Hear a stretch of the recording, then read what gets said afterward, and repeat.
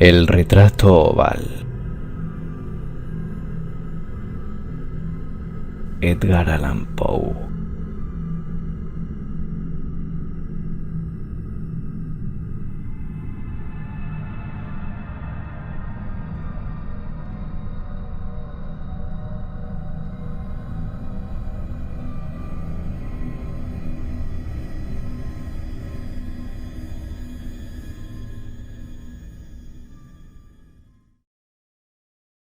El castillo al cual mi criado se había atrevido a entrar por la fuerza antes de permitir que, gravemente herido como estaba, pasara yo la noche al aire libre.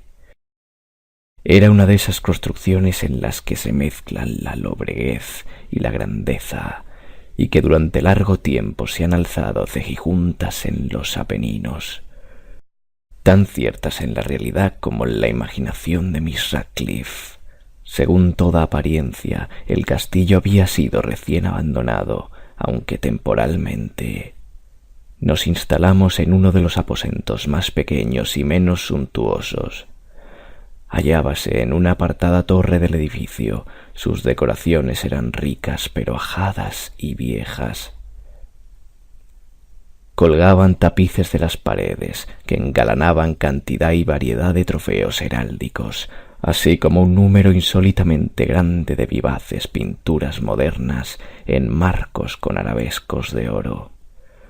Aquellas pinturas, no solamente emplazadas a lo largo de las paredes, sino en diversos nichos que la extraña arquitectura del castillo exigía, despertaron profundamente mi interés. Quizá a causa de mi incipiente delirio, ordené, por tanto, a Pedro que cerrara las pesadas persianas del aposento, pues era ya de noche, que encendiera las bujías de un alto candelabro situado en la cabecera de mi lecho y descorriera de par en par las orladas cortinas de terciopelo negro que envolvían la cama.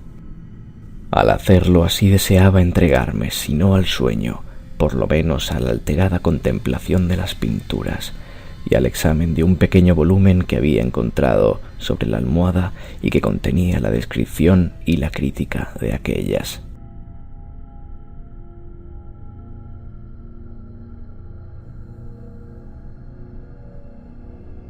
Mucho leí e intensamente miré.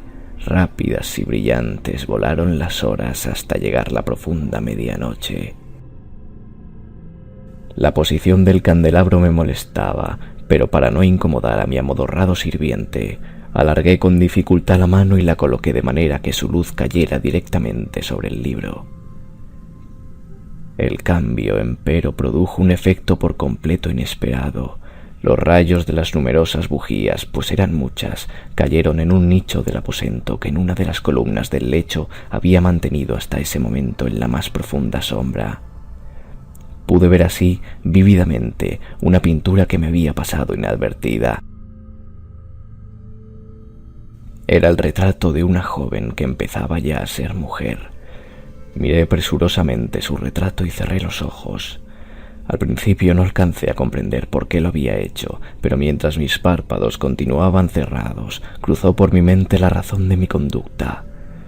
Era un movimiento impulsivo a fin de ganar tiempo para pensar, para asegurarme de que mi visión no me había engañado, para calmar y someter mi fantasía antes de otra contemplación más serena y más segura.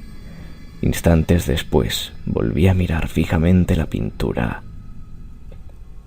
Ya no podía ni quería dudar de que estaba viendo bien, puesto que el primer destello de las bujías sobre aquella tela había disipado la soñolienta modorra que pesaba sobre mis sentidos, devolviéndome al punto de la vigilia.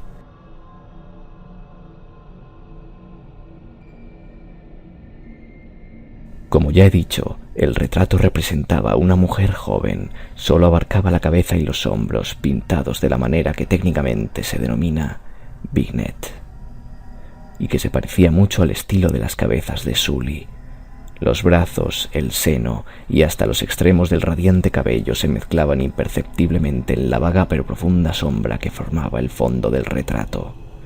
El marco era oval, ricamente dorado y afiligranado en estilo morisco. como objeto de arte, nada podía ser tan admirable como aquella pintura, pero lo que me había emocionado de manera tan súbita y vehemente no era la ejecución de la obra ni la inmortal belleza del retrato. Menos aún cabía pensar que mi fantasía, arrancada de su semisueño, hubiera confundido aquella cabeza con la de una persona viviente. Inmediatamente vi que las peculiaridades del diseño, de la vignette y del marco tenían que haber repelido semejante idea, impidiendo incluso que persistiera un solo instante. Pensando intensamente en todo eso, quedéme tal vez una hora a medias sentado, a medias reclinado, con los ojos fijos en el retrato. Por fin, satisfecho del verdadero secreto de su efecto, me dejé caer hacia atrás en el lecho. Había descubierto que el hechizo del cuadro residía en una absoluta posibilidad de vida en su expresión que, sobresaltándome al comienzo, terminó por confundirme, someterme y aterrarme. Con profundo y reverendo respeto volví a colocar el candelabro en su posición anterior. Alejada así de mi vista la causa de mi honda agitación, busqué vivamente el volumen que se ocupaba de las pinturas y su historia. Abriéndolo en el número que designaba el retrato oval, leí en él las vagas y extrañas palabras que siguen.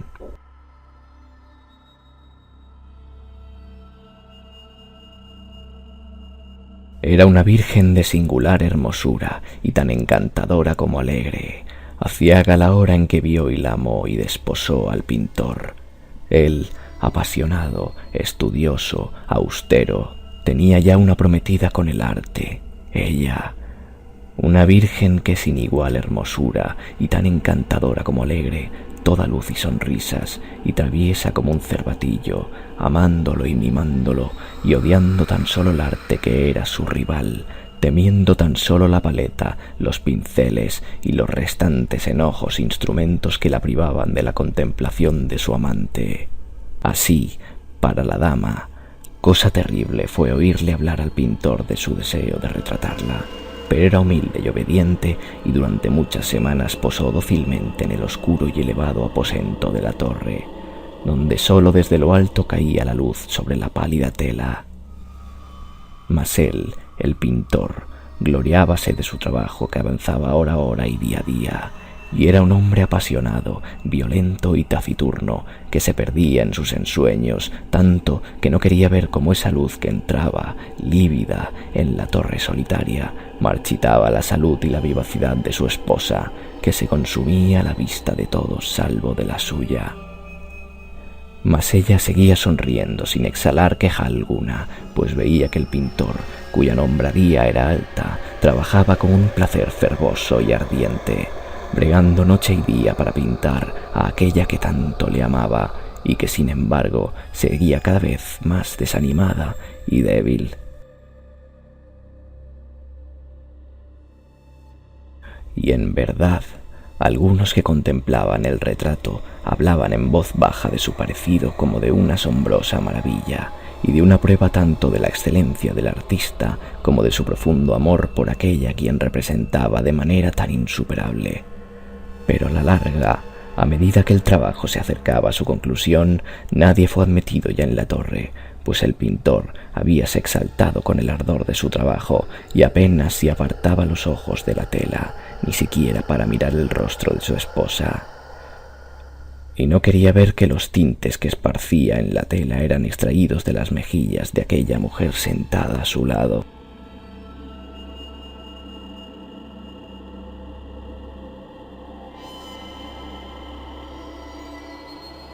Y cuando pasaron muchas semanas y poco quedaba por hacer, salvo una pincelada en la boca y un matiz en los ojos, el espíritu de la dama osciló, vacilante como la llama en el tubo de la lámpara, y entonces la pincelada fue puesta y aplicado el matiz, y durante un momento el pintor quedó en trance frente a la obra cumplida.